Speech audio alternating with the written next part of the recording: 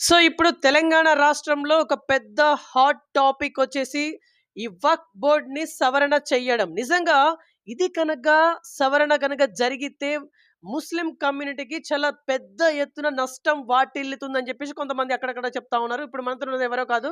BRS party senior నాయకులు, అలాగే ఉద్యమకారులు సయ్యద్ నయీముద్దీన్ గారు మనతోనే ఉన్నారు. సో, వీళ్ళ మేడం గారొచ్చేసి వక్ఫ్ బోర్డ్ డైరెక్టర్‌గా గత 2 సంవత్సరాలుగా విధులు నిర్వర్తిస్తా ఉన్నారు. సో, యాక్చువల్లీ వక్ అంటే అర్థం ఏమిటి? ఈ వక్ బోర్డ్‌లో ఉండేటువంటి కొన్ని క్వెషన్స్‌కి ఇప్పుడు మనం ఆన్సర్ తీసుకురాబోతున్నాం. నమస్తే సార్, బాగున్నారా? ఆ! యెస్. బీవీఆర్ ఛానల్ వారికి వరంగల్ నుండి కరీంనగర్‌కి వచ్చి ఇంటర్వ్యూ తీసుకుంటున్నారు. వారికి హృదయపూర్వక ధన్యవాదాలు తెలియజేస్తున్నాను. Thank you. Okay. Sir, actually వక్ అంటే ఏమిటి? ఈ వక్ బోర్డ్ ఎప్పుడు ఏర్పడింది? దీని యొక్క ఉపయోగాలేంటిది? వహ్ అంటే ఒక ఇస్లాం మతంలో ఒక జన్మించిన ఒక ధనికుడు తన జీవిత కాలంలో కొంత భాగాన్ని ఓ ధార్మిక క్షేత్రంలో ఉపయోగించుకోవడాన్ని ఆశతో తన ఆస్తిలోని కొంత భాగాన్ని దానం చేస్తారు దేవుని పేరు మీద. దానినే వహ్ అంటారు. అది దానం చేసిన తర్వాత ఆ ఆస్తి మీద దానం చేసిన వ్యక్తికి ఎలాంటి హక్కులుండయి. వాళ్ళ వారసులకు గూడా ఉండయి. దానికి ఒక ముతవల్లి గూడా నియమిస్తారు. ఆ ముతవల్లి పరీక్షిస్తాడు ఆ ఆస్తిని. దాని మీద వచ్చే లాభం మీద పేద ప్రజలకు, తల్లి, తండ్రి లేని పిల్లగాళ్ళకి గానీ, అనాథులకు, వితాంతులకు ఉపయోగిస్తారు. కానీ ఆ ఆస్తి అతను గూడా అమ్మరాదు. ముతవల్లి మేనేజర్ లెక్కనుంటాడు. అతను కూడా చేంజ్ చేయొచ్చు. ఆ ఆస్తి అక్కడనే వక్ అంటే ఆగిపోతది. ఆ ఆస్తి అక్కడి నుంచి మళ్ళీ రిజిస్ట్రేషన్ కాదు. ఎందుకంటే దేవుడు వచ్చి మళ్ళీ రిజిస్ట్రేషన్ చేయడు. ఆ దేవుని మీద మనం రిజిస్ట్రేషన్ చేస్తున్నాం. దేవునికి దానం చేసేస్తున్నాం. దేవుడు వచ్చి మళ్ళీ రిజిస్ట్రేషన్ చేయడు. అదే ఆస్తి మళ్ళీ ట్రాన్స్‌ఫర్ కూడా కాదు. ఎందుకంటే దేవుడు ఒకవేళ చనిపోతే మళ్ళీ డెత్ సర్టిఫికేట్ పెట్టి ట్రాన్స్‌ఫర్ చేస్తారు కదా! అటువంటి అవకాశాలు ఉండేవి కాబట్టి ఆస్తి ఆగిపోతది అక్కడికి. దాని మీద వచ్చే లాభం మాత్రం పేద ప్రజలకు పంచుతారు. ఇది వక్ అంటారు. ఓకే. సార్, యాక్చువల్లీ ఇప్పుడు పెద్ద సమస్య ఏందంటే ఈ వర్క్ బై యూజర్.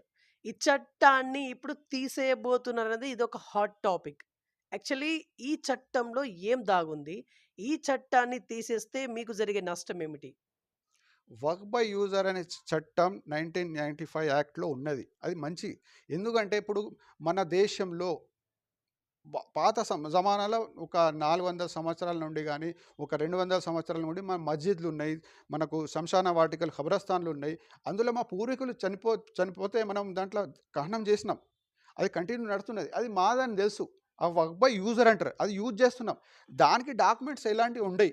ఇప్పుడు 400 సంవత్సరాల ఖబరస్థాన్ ఉన్నది. దానికి డాక్యుమెంట్ తేవాలంటే ఎట్లా తీస్తారు?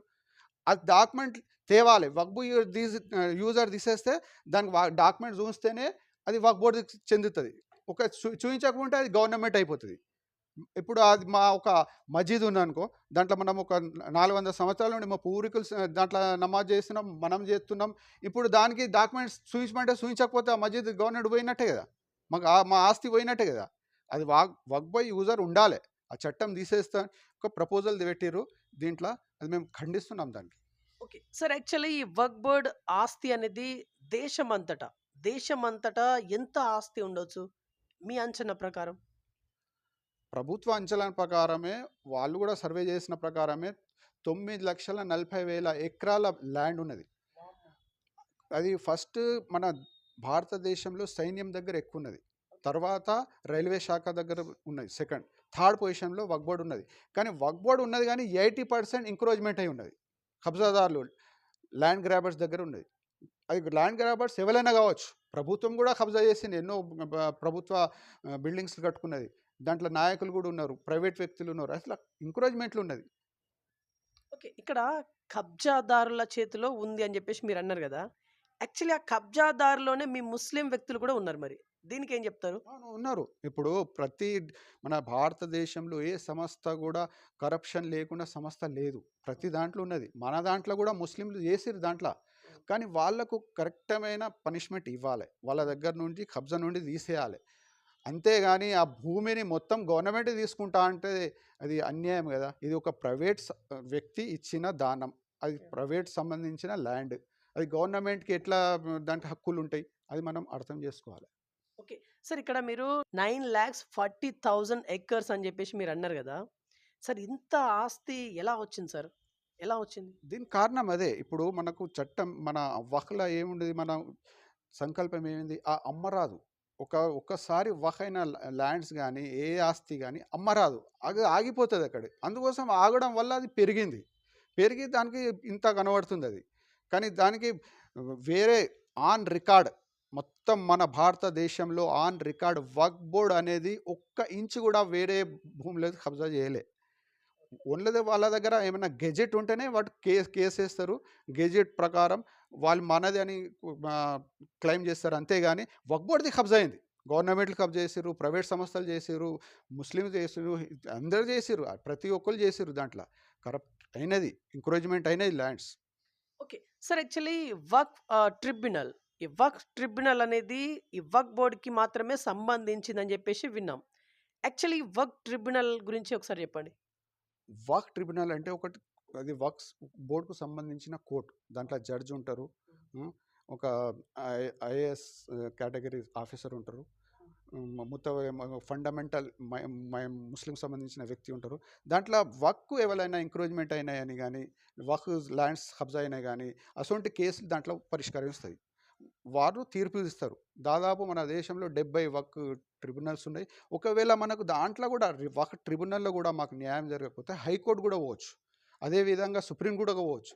కానీ మనకు ఏందంటే అపోహలు ఏందంటే, కాదు దాంట్లో ఒక్కసారి తీర్పు అయితే మళ్ళీ ఎక్కడ పోరాదని అపోహ చెప్తుంది. ఇది పూర్తి అబద్ధం. వక్ఫ్ బోర్డ్‌కు బదనాం చేయడానికి తప్ప ఇది వాస్తవం లేదు. ఓకే. సార్ ఇప్పుడు ఈ వక్ఫ్ బోర్డ్ అనేది పెద్ద హాట్ టాపిక్ కదా ఇప్పుడు. యాక్చువల్లీ ఇది బ్రిటిష్ కాలంలో ఉండేనా? బ్రిటిష్ కాలంలో ఉండేనా? ఉండే బ్రిటిష్ కాలంలో 1912లో కూడా ఒక చట్టం తయారు చేసిండ్రు బ్రిటిష్ వారు. ఇక్కడ బ్రిటిష్ పరిపాలించినప్పుడు కూడా ఉండే. మొఘల్స్ వక్ అనేది ఇస్లాం పుట్టినప్పటి నుంచే ఉన్నది. అప్పటి నుంచే కంటిన్యూ అవుతుంది. ఇప్పుడు మనం వక్ చట్టం ఎప్పుడు ఏర్పడిందంటే 1954లో యాక్చువల్‌గా మన భారతదేశం స్వతంత్రం వచ్చిన తర్వాత అప్పటి కేంద్ర ప్రభుత్వం ఏర్పాటు చేసింది. ఎందుకు ఏర్పాటు చేసిందంటే, ఇప్పుడు మిత్రులారా ఒకటి విషయం మనం అర్థం చేసుకోవాలి. ప్రపంచంలో ఏ దేశంలో అయినా గానీ, ఏ దేశంలో మతస్థులు తక్కువుంటే వాళ్ళు మైనారిటీల కిందొస్తారు. మన దేశంలో ముస్లింలు గానీ, సిక్కులు, జైన్లు, బుద్ధిజులు వీళ్ళు మైనారిటీల కిందట. ఆ మైనారిటీస్‌లకు సంబంధించిన మత ప్రచారమైన ప్రార్థనలు గానీ, వాళ్ళ ఆస్తులు గానీ, వాళ్ళకు సంబంధించిన ఆచారాలు గానీ, అక్కడి ప్రభుత్వం కనీసంగా రక్షణ కల్పించాలి. అది కనీసమైన బాధ్యత ఆ గవర్నమెంట్‌ది. దానికి సంబంధించిన చట్టాలు తయారు చేస్తారు. వక్ఫ్ బోర్డ్ కూడా అదే చట్టం. అదే సిద్ధంగా వాళ్ళ ల్యాండ్స్ ఒక ఆక్రమణకు గురి కాకుండా పరిరక్షించడానికి వక్ఫ్ బోర్డ్ అనే చట్టం 1954లో ఏర్పడింది ఫస్ట్. అంటే బ్రిటిష్ కాలంలో కూడా ఉండే. అప్పుడు కూడా నుంచి కంటిన్యూ నడుస్తుంది. ఓకే. సార్ యాక్చువల్లీ వక్ఫ్ అంటే దానం చేయడం. అంతే కదా సార్? వక్ఫ్ అంటే దానం చేయడం. ఒక వ్యక్తి దేవుని పేరు మీద దానం చేయడం. ఒక వ్యక్తి వక్ఫ్ చెయ్యాలని అనుకుంటే ఆ వ్యక్తికి ఏమైనా క్వాలిటీస్ ఉండాలా? ఆ వ్యక్తి ఎలా వక్ఫ్ చేయాలి? హిందూ, ముస్లిం అని ఏం లేదు. ఎవరైనా చేయొచ్చా? ఎవరైనా చేయొచ్చు. గతంలో హిందూ సోదరులు కూడా చేశారు వక్ఫ్. అంటే వాళ్ళకు మనకు మంచిగా అనిపిస్తే చేయొచ్చు. కానీ ఇప్పుడు వాళ్ళు కొత్త చట్టంలో ఏమైతే హిందూ సోదరులు చేయరాదని పెడుతుర్రు. ఒక సవరణ చేస్తుర్రు వాళ్ళు. కానీ అది ఎవరిష్టం వాళ్ళది. అంటే నేను చేత్తా అని నా ఇష్టం అది. నేను బలవంతం ఏం లేదు. తన భక్తితోని తన ముస్లింలా పుట్టి నేను నా మతానికి మేలు చేస్తా, మా సమాజానికి, కమ్యూనిటీకి మేలు చేస్తా అని నా ఆలోచన ఉంటే నేను చేస్తాను. అంతే తప్ప బలవంతం దీంట్లో ఏం లేదు. చేయాలని రూల్ అని లేదు. మా ఇష్ట ప్రకారం ఉంటదది. ఓకే. ఇప్పుడు ఎవరైనా సరే చెయ్యొచ్చు, వక్ఫ్ చేయొచ్చు అని మీరంటున్నారు. కానీ ఈ వక్ఫ్ బోర్డ్ మీద చాలా అపోహలున్నాయి మరి. మరి ఈ అపోహలని నివృత్తి ఎలా చేస్తారు మీరు? అదే వక్ఫ్ బోర్డ్ మీద అపోహలు బీజేపీ వాళ్ళు, ఆర్ఎస్ఎస్ వాళ్ళు, మన కేంద్రంలో బీజేపీ ప్రభుత్వం ఉంది కాబట్టి అపోహలు సృష్టిస్తుంది. నేషనల్ స్ట్రీమ్ మెయిన్ మీడియాలో కూడా సృష్టిస్తుంది. వక్ ఏ ల్యాండ్ మీద చేయి పెడితే ఆ ల్యాండ్ వక్ఫ్‌ది అవుతుందని ఒక అపోహ సృష్టిస్తుంది. తప్పది. వక్ఫ్ దగ్గర డాక్యుమెంట్స్ ఏమన్నా గెజిట్ ఉంటేనే అది మాది అని క్లెయిమ్ చేస్తారు. అంతే తప్ప అది ఏ ల్యాండ్ మీద చేయి పెడితే అట్లా కాదు అది. అట్లా అయితే మొత్తం ఎన్నో ఇంకా అవుతుండే. అది తప్పు, వాస్తవం కాదు. వక్ఫ్ ఆన్ రికార్డ్ ఇప్పుడు వరకు ఒక్క ఇంచ్ కూడా ఎవరి ల్యాండ్ కబ్జా చేయలేదు. చేయదు కూడా. దానికి అవకాశమే లేదు. ఓకే. సార్ ఇక్కడ బయట ఒక పేరైతే వినిపిస్తా ఉంది. ఈ వక్ఫ్ బోర్డ్ చట్ట సవరణ జరిగేటప్పుడు ఇది అదని చెప్పేసి ముతవల్లి అనే ఒక పేరు వినిపిస్తా ఉంది. యాక్చువల్లీ ముతవల్లి అంటే ఏంటిది? వ్యక్తి నేమా? ముతవల్లి అంటే ఒక మేనేజర్ లెక్క అన్నట్టు. ఇప్పుడు ఒక ఎవరైనా వర్క్ చేసిన తర్వాత దానికి రక్షించడానికి, పరిరక్షించడానికి, దానికి ఆ ఆస్తిని కాపాడడానికి ఒక నియమిస్తారు. అది వర్క్ చేసిన వ్యక్తి మీద డిపెండ్ ఉంటుంది. ఎవరికైనా పెట్టచ్చు. అది మేనేజర్, అది చేంజ్ కూడా కావచ్చు. ముతవల్లి పర్మనెంట్ ఒక్కళ్ళు ఉండాలని లేదు అక్కడ. మేనేజర్ అది. మేనేజర్ ఎట్లా మనం చేంజ్ చేస్తామో అట్లా చేంజ్ అవుతుంది. కానీ దాని మీద హక్కులు ఉండయి. ఆ ముతవల్లికి ఆ ఆస్తి మీద హక్కులు ఉండయి. ఓన్లీ దాని మీద వచ్చే లాభమే ప్రజలలో, పేద ప్రజలకు ధార్మిక క్షేత్రంలో ఉపయోగిస్తారు. యాహ్! ఓకే. సార్ యాక్చువల్లీ ఇప్పుడు ఈ వక్ఫ్ బోర్డ్ చట్ట సవరణ జరగబోతుంది అనే ఇష్యూ అయితే ఎప్పుడైతే వచ్చిందో, అప్పుడు ఈ నజుల్ ల్యాండ్స్ కావచ్చు, ఎనిమీ ల్యాండ్స్ కావచ్చు, ఇవి కూడా పేర్లు బయటకొచ్చాయి. యాక్చువల్లీ ఈ ఎనిమీ ల్యాండ్స్‌కును, నజుల్ ల్యాండ్స్‌కును వక్ఫ్ బోర్డ్ చట్టానికి సంబంధం ఏంటిది? ఇవి సబ్జెక్ట్స్ 3 వేరు. హ్మ్. వక్ అనేది ప్రైవేట్ ఒక వ్యక్తి తన జీవితంలో ఇచ్చిన దానం అది. దానం చేసిన ల్యాండ్స్ అది. ఇది శత్రు ల్యాండ్స్, ఎనిమీ ల్యాండ్స్ సబ్జెక్ట్ వేరు. అది దానికి యాక్ట్ ఉన్నది. పార్లమెంట్‌లో ఒక యాక్ట్ చేసారు. మన భారతదేశం నుండి పాకిస్తాన్ విడిపోయినప్పుడు ఇక్కడ ముస్లిమ్స్ ఉండే కదా మన ఇండియాలో. వాళ్ళు ఆస్తిని ఇసిపెట్టి వెళ్ళిపోయారు. ల్యాండ్స్ ఇసిపెట్టిపోయారు. అది ఆధీనం తీసుకుంది కేంద్ర ప్రభుత్వం. దాన్నే శత్రు ల్యాండ్స్ అంటారు. ఇప్పుడు అది సెల్ చేయడానికి బాజాప్తా పబ్లిక్ డొమైన్‌లో పెట్టింది అది. వెబ్‌సైట్‌లో పెట్టింది. దాని మీద పేద ప్రజలు గుడిసెలు ఎత్తి కూడా ఖాళీ చేపించి మరి అమ్ముతుంది. ఆ శత్రు ల్యాండ్స్‌కి దీనికి సంబంధం లేదు. ఓకే. రెండోది నజుల్ ల్యాండ్స్. నజుల్ ల్యాండ్స్ కూడా మన దేశంలో బ్రిటిష్ వాళ్ళు పరిపాలించారు. ఆ బ్రిటిష్ వాళ్ళు పోయేటప్పుడు ఆ ల్యాండ్స్ మొత్తం ఖాళీగా ఉన్నప్పుడు కేంద్ర ప్రభుత్వం ఏం చేసిందంటే ఆ రాష్ట్ర ప్రభుత్వాలకు అప్పగించింది. ఇప్పుడు అవి కూడా అమ్ముతుర్రు. నజుల్ ల్యాండ్స్ కూడా అమ్ముతుర్రు. అది మనం యూపీలో చూసినాం. కోర్టులో కేసు నడుస్తుంది అమ్మితే. అంటే అక్కడ కూడా పేద ప్రజలు గుడిసెలు, బిల్డింగ్లు, షాపులు నడిపిస్తే వాళ్ళకి ఖాళీ చేపించి మరీ అమ్ముతుర్రు. అంటే ఈ ల్యాండ్స్‌లకు వక్ఫ్ బోర్డ్ ల్యాండ్‌కి ఎలాంటి సంబంధం లేదు. వక్ఫ్ బోర్డ్ అనేది ప్రైవేట్ ఒక వ్యక్తి తన సొంత కష్టపడి తన జీవితంలో సంపాదించిన ఆస్తి నుండి తన అల్లా పేరు మీద కొద్దిగా దానం చేసే ల్యాండ్ ఇది.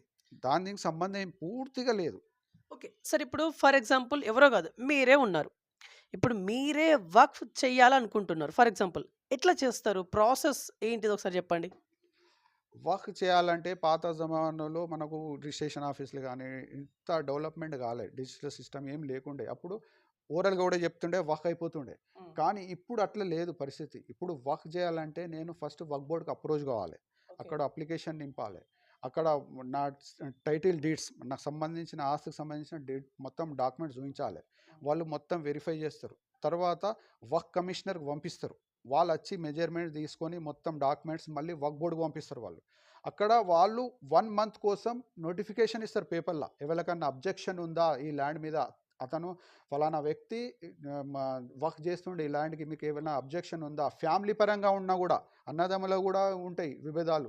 అలాగున్నా బయట ఏమైనా అబ్జెక్షన్ ఉన్నదా అని నోటిఫికేషన్ ఇస్తారు. 1 మంత్ తర్వాత రిజిస్ట్రేషన్ చేసి గెజెట్ ఇష్యూ చేస్తారు. గెజెట్ ఇష్యూ అంటే గవర్నమెంట్ డాక్యుమెంట్ అది. గెజెట్ ఇష్యూ అయిన తర్వాత కూడా మనం ఒకవేళ ఎవరికైనా అభ్యంతరం ఉంటే దాని మీద అబ్జెక్షన్ చేయొచ్చు. కానీ వక్ఫ్ బోర్డు వర్క్ అంటే వట్టిగానే మనము వర్క్ చేసేసినామంటే కుదరదు. దానికి ఒక సిస్టమ్ ఉంటది ఇప్పుడు. Okay. Sir last and final question. ఇప్పుడు ఈ వక్ఫ్ బోర్డ్ కనుక చట్ట సవరణ జరిగితే మీకు పెద్ద ఎత్తున నష్టం వాటిల్లుతుందని చెప్పేసి మీరు ఒక మాటలో అంటా ఉన్నారు. ఓకే. కాకపోతే మీ సహచర ముస్లిం కమ్యూనిటీకి చెందినటువంటి వ్యక్తులే చట్ట సవరణ జరగాలి అంటున్నారు మరి. ఇప్పుడు కొంతమందేమో జరగాలంటున్నారు. మీలాంటి వ్యక్తులేమో జరగొద్దంటున్నారు. కన్‌ఫ్యూజన్ ఒకటి స్టార్ట్ అయింది. మీలో మీకే అది గూడా. ఫైనల్లీ ఏం జెప్తారు? చెప్పి ముగించండి. కొందరికి అవగాహన లేకుండా చెప్తుర్రు అట్లా. ఒక్క విషయం అవగాహన లేదు. దాని వక్ఫ్ బోర్డ్ ఏంటిది? దానికి చట్టం ఏంటిది? దాని ల్యాండ్స్ ఏంటిది? అవగాహన లేదు వాళ్ళకి. ఏదో చెప్పేస్తుర్రు అదొకటి. ఇంకొకటి స్వార్థపరులు. ఏందంటే వాళ్ళు ఆల్రెడీ ఎంకరేజ్‌మెంట్ చేసి ఉన్నారు. వాళ్ళు కబ్జాలు చేసి ఉన్నారు. కాబట్టి ఆ చట్టం రావద్దు. వస్తే చేంజ్ అయితేనే మాకు లాభం.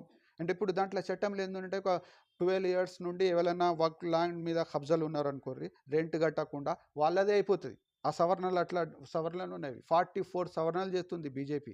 అటువంటి సవరణల వల్ల వాళ్ళకి లాభం చెందుతుంది. అందుకోసం స్వార్థంగా మాట్లాడుతున్నారు వారు. కొందరైతే అవగాహన లేకుండా మాట్లాడుతున్నారు. వాళ్ళకి తెలియదు అసలు.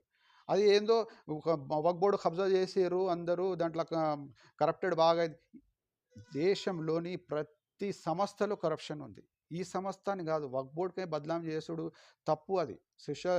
నేషనల్ మీడియాలో కూడా దానికి బదనాం చేస్తున్నారు. మేము తీవ్రంగా ఖండిస్తున్నాం వక్ఫ్ బోర్డ్‌ని బదనాం చేయడానికి. ఏందంటే ఒక పవిత్రమైన, ఒక మంచి నిజాయితీతో ఎవరైనా వక్ఫ్ చేసి దానం చేసిండ్రు, దానికి ఒక మంచి సొసైటీ ఏర్పాటు చేయడానికి ఆస్తిని ఉపయోగించడానికి ఒక ఆలోచనతో తయారు చేసిన ఒక ధార్మిక క్షేత్రంలో యూజ్ చేయడానికి ఒక ఆచారం మా పూర్వీకులు మనకు చేసిర్రు కాబట్టి మేము కూడా ఆచరిస్తున్నాం దానికి. ఆచారం అది. అది మన ఇస్లాంలోనికి ఒక భాగం అది వక్ఫ్ అనేది.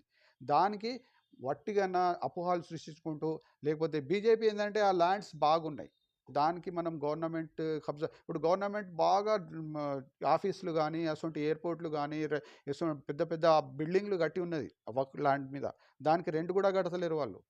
ప్రైవేట్ వ్యక్తులు కూడా అట్లనే. దాంట్లో నాయకులు కూడా తన స్వార్థం కోసం ముస్లిం గానీ, వేరేలైనా గానీ, ఆఫీసర్లు గానీ, ఎవరైనా గానీ దాంట్లో కబ్జాలు చేసినారు. వాళ్ళు లాభపడుతుర్రు. దాంతోని మాకు బాగా నష్టం జరుగుతుంది. అది మొత్తం క్లియర్ చేసి మనకు వక్ఫ్ బోర్డ్‌కు కరెక్ట్‌గా వచ్చేటట్లు ఇంకా జ్యుడిషియల్ పవర్స్ ఇయ్యాలే వక్ఫ్ బోర్డ్‌కి. ఇస్తే దాని మీద కబ్జా ఉన్నోళ్ళకి మనం బయట పంపియచ్చు.